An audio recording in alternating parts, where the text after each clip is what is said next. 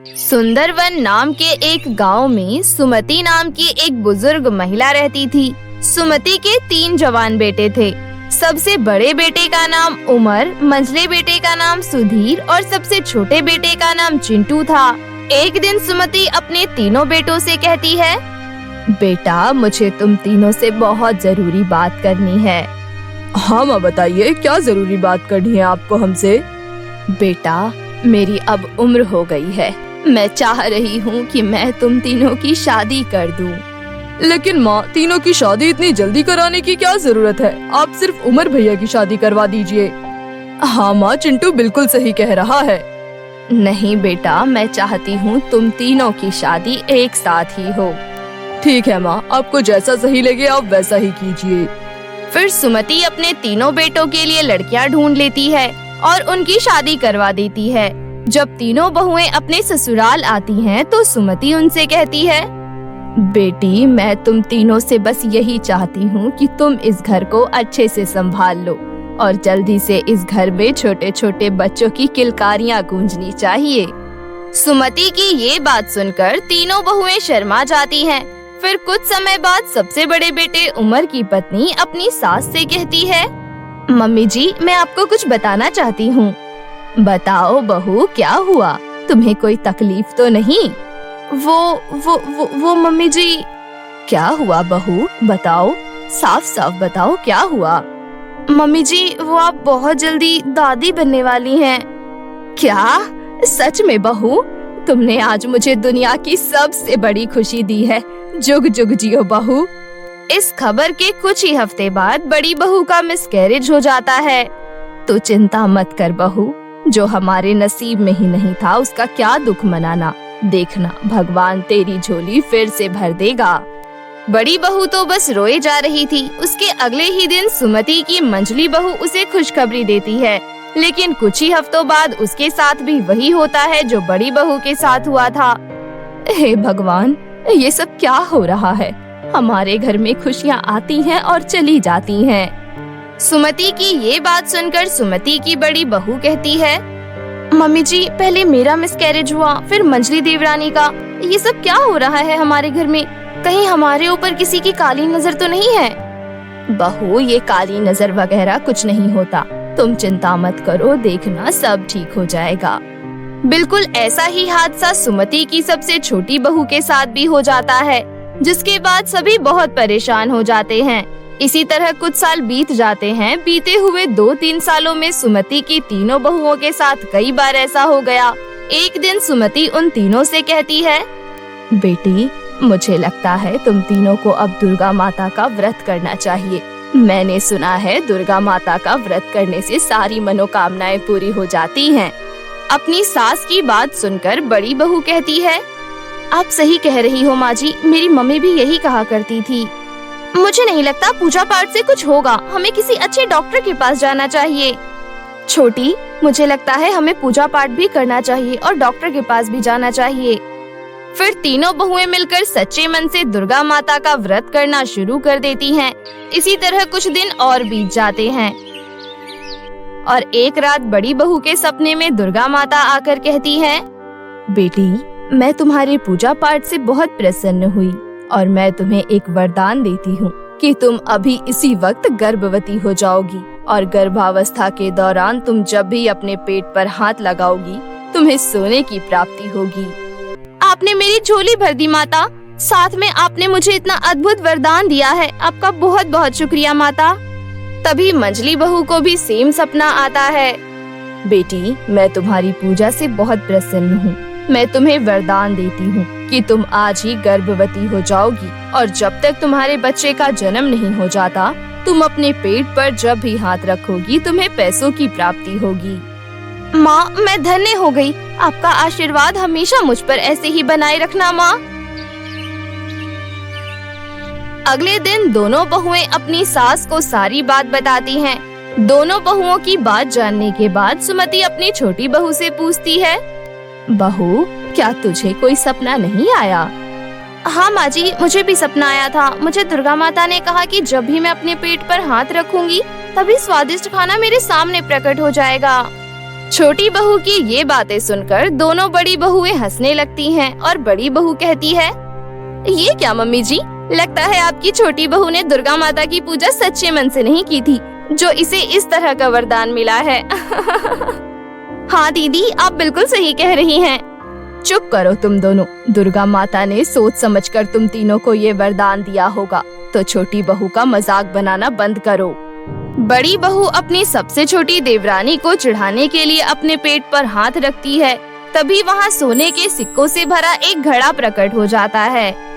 देखिए ना मम्मी जी, ये पूरा घड़ा सोने के सिक्कों से भरा हुआ है। दीदी रुको, मैं भी आपको अपना जादू करके दिखाती हूँ। फिर मंझली बहू भी अपने पेट पर अपना हाथ फेरती है।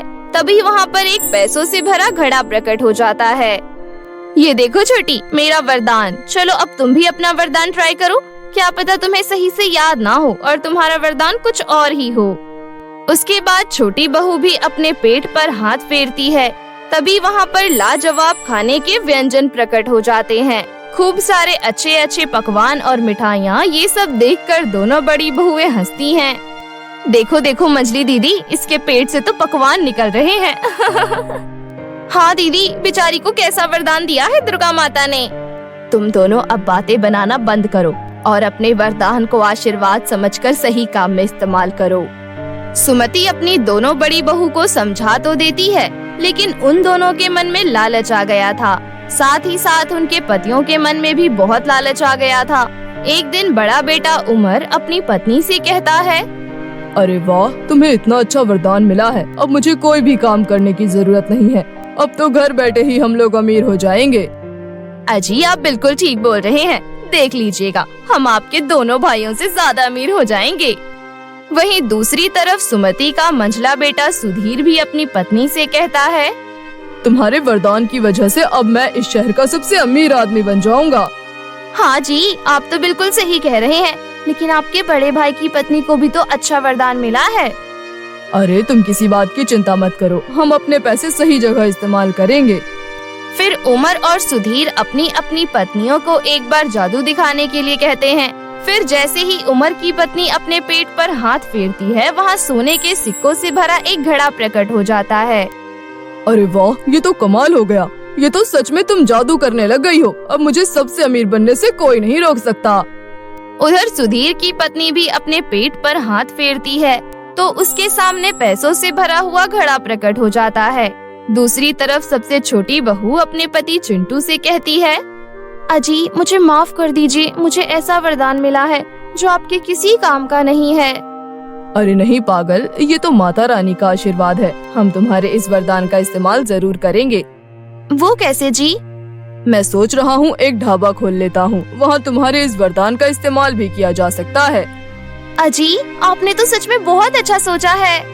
हाँ पागल, तुम्हें तो पता है ना, मेहनत से ही सफलता प्राप्त होती है, तो हम मेहनत करेंगे। सुमति के दोनों बड़े बेटे अपनी पत्नी की जादू से जिंदगी आराम से काटने लगते हैं और काम धंधा छोड़कर नाकारा बन जाते हैं, जिससे कि उनका सारा काम बर्बाद हो जाता है। अब वो सिर्फ अपनी पत्नी के जादू पर ही निर्भर थे। एक दिन दोनों बड़े बेटों को बुलाकर सुमति कहती है, बेटा तुम दोनों ने अपना क्या हाल बना लिया है। ना कुछ काम करते हो, ना मेहनत करते हो, बस अय्याशी में लगे रहते हो। हमें काम करने की क्या जरूरत है माँ? मेरी पत्नी जादू से सोना दे देती है, जिसे बेचकर बहुत पैसे आ जाते हैं। और माँ, मेरी पत्नी तो डायरेक्ट पैसे ही देती है, जिससे मेरी जिंदगी बहुत अच्छी कट रही है। फिर मेहनत की क्या जरूरत है माँ? तुम्हारा छोटा भाई कितनी मेहनत करता है, उससे तो कुछ सीख लो। उसने ढाबा खोला था, आज मेहनत से वो बहुत बड़ा रेस्टोरेंट बन गया है। माँ, वो मेहनत इसलिए करता है क्योंकि उसकी बीवी को अच्छा वरदान नहीं मिला है। इतना कहकर दोनों भाई हंसने लगते हैं। कुछ दिनों बाद तीनों बहुओं की डिलीवरी हो जाती है और वो ये बात भूल जाती हैं कि डिलीवरी के बाद उनका जादू काम नहीं करेगा। उमर जुए में सब कुछ हार जाता है और वो अपनी पत्नी से कहता है, अपने जादू से मुझे फटाफट सोने के सिक्के दे दो, मुझे किसी का कर्ज उतारना है। ठीक है जी। उमर की पत्नी अपने पेट पर हाथ फेरती है, पर वहाँ पर कोई भी सोने का घड़ा प्रकट नहीं होता। ये क्या हो रहा है? तुम्हारा जादू काम क्यों नहीं कर रहा? इसी तरह बाकी की दो बहुओं का भी जादू काम नहीं करता। तभी छोटी बहू को याद आता है कि माता ने कहा था कि बच्चे के जन्म के बाद हमारा जादू काम नहीं करेगा। फिर उमर और सुधीर कर्ज में डूब जाते हैं और दूसरी तरफ चिंटू अपनी मेहनत से अपना कारोबार बढ़ाता ही जा रहा था। दोनों भाइयों को अपने किए का बहुत पछतावा होता है। भोपाल के शहर में रिंकी और पिंकी दो बहनें अपने माता पिता के संग रहा करती थी। उन दोनों के माता पिता मुकेश और सुमन एक बिल्डर के पास काम करते थे और उसी से उनके घर का गुजारा चलता था। एक बार की बात है, मुकेश और सुमन जब साइट पर काम कर रहे थे तो ऊपर से हाई वोल्टेज तार गिर जाने की वजह से मुकेश और सुमन की वहीं पर मौत हो जाती है। माँ बाप के गुजर जाने के बाद रिंकी और पिंकी अनाथ हो जाते हैं। दीदी, माँ और पिताजी हमें छोड़कर कहाँ चले गए? बताओ ना दीदी, वो कहाँ चले गए? पिंकी, रोते नहीं। माँ पिताजी हमें छोड़कर कहीं नहीं गए हैं। वो आसमान में तारा बनकर हमें देख रहे हैं। चलो अब चुप हो जाओ, नहीं तो माँ को पता चलेगा कि उनकी लाडली बेटी रो रही है तो वो क्या सोचेंगी। चलो चुप हो जाओ और खाना खा लो। फिर रिंकी और पिंकी दोनों खाना खा लेती है। ऐसे ही कुछ दिन बीत जाते हैं। फिर एक दिन उस मकान की मालकिन आती है। बस बहुत हो गया तुम दोनों का। हमारा मकान कोई अनाथ आश्रम नहीं है कि तुम दोनों यहाँ रह रही हो। 2 महीने से ज्यादा हो गया है पर अभी तक तुमने किराया नहीं दिया। देखो बहुत हो गया है। मुझे तुम दोनों से बहुत हमदर्दी है, लेकिन अब से मैं तुम्हें यहाँ रुकने नहीं दे सकती। चलो निकलो मेरे घर से, कहीं और जाकर रहो। मालकिन जी, कृपया करके हमें इस घर से मत निकालिए। हम कहाँ जाएंगे? हम क्या करेंगे? मालकिन जी, कृपया करके हम पर तरस खाइए। इतने दिन से तो तुम पर तरस ही खा रही थी, जो कि तुम्हें फ्री में रहने दे रही थी, पर अब नहीं। जल्दी मेरा घर खाली करो। दोनों बहनें रोते रोते वहाँ से निकल जाती है। दोनों बहन को चलते चलते सुबह से शाम हो जाती है और दोनों बहनें वहीं एक पेड़ के नीचे थक कर सो जाती हैं। अगले दिन पिंकी रिंकी से कहती है, दीदी, मुझे बहुत तेज भूख लग रही है। भूख के मारे मेरे पेट में दर्द हो रहा है। प्लीज कुछ खाने को दे दो। बस थोड़ी देर और बहन, मैं कुछ खाने का इंतजाम करती हूँ। बस थोड़ी देर और। दोनों फिर वहाँ से चलती है। कुछ देर चलने के बाद सामने कुछ मजदूर वहाँ बोरियां ढो रहे थे। रिंकी वहाँ जाती है और वहाँ के मालिक से बोलती है, अंकल जी, क्या मुझे यहाँ कोई काम मिल सकता है? कोई भी काम हो मैं कर लूँगी। मेरी बहन भूखी है, प्लीज अंकल जी।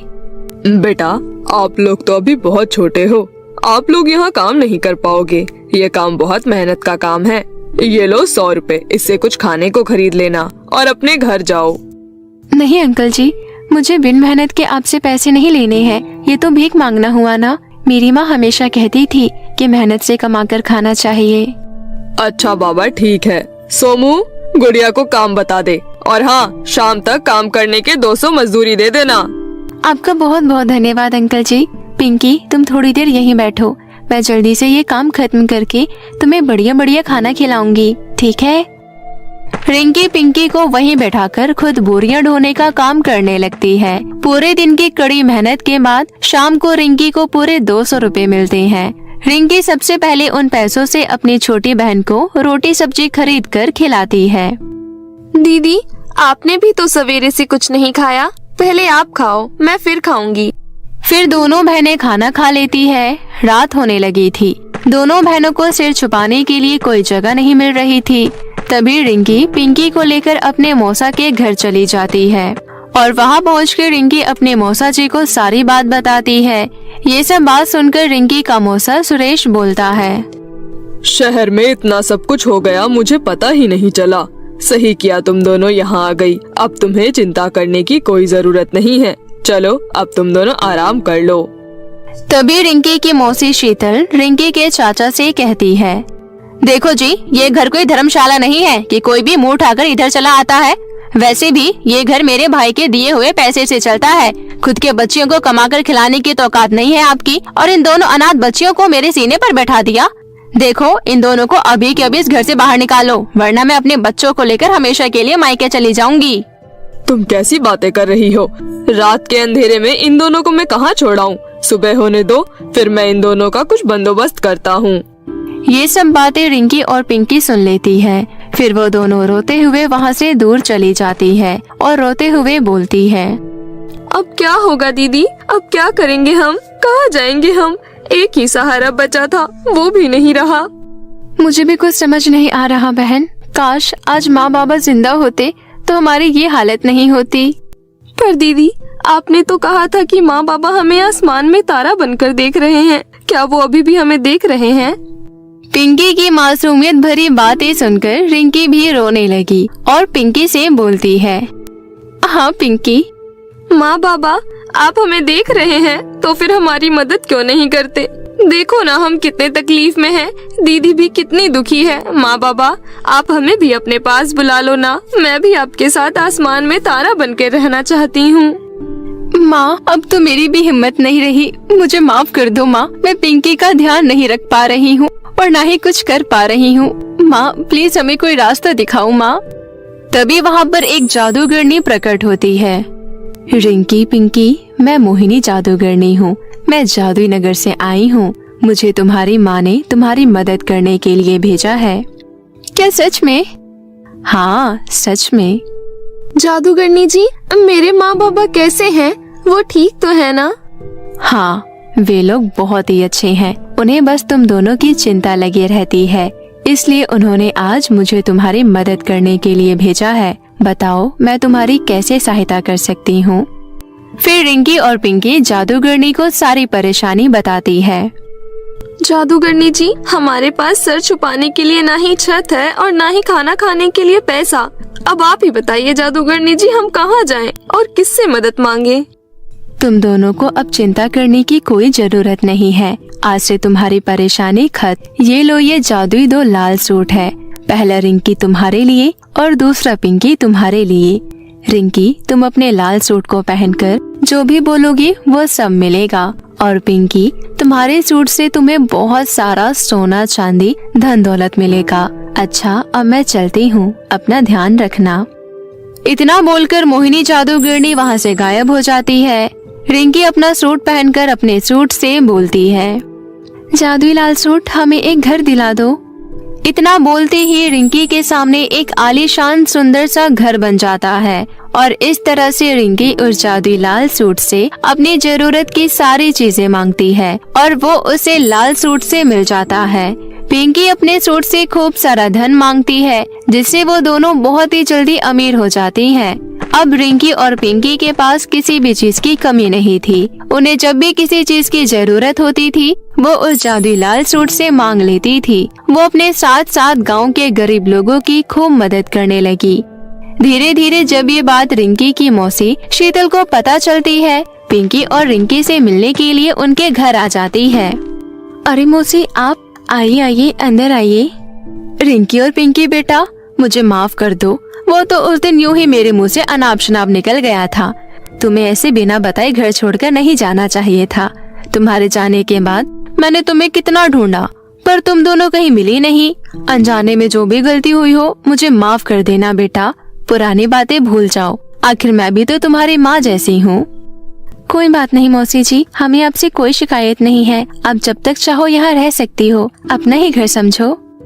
खाना खाने के बाद रिंकी और पिंकी के सो जाने के बाद उसकी मौसी चुपके से उठकर रिंकी और पिंकी के कमरे में जाकर उनका जादुई सूट चुरा लेती है और वहाँ से जाने लगती है।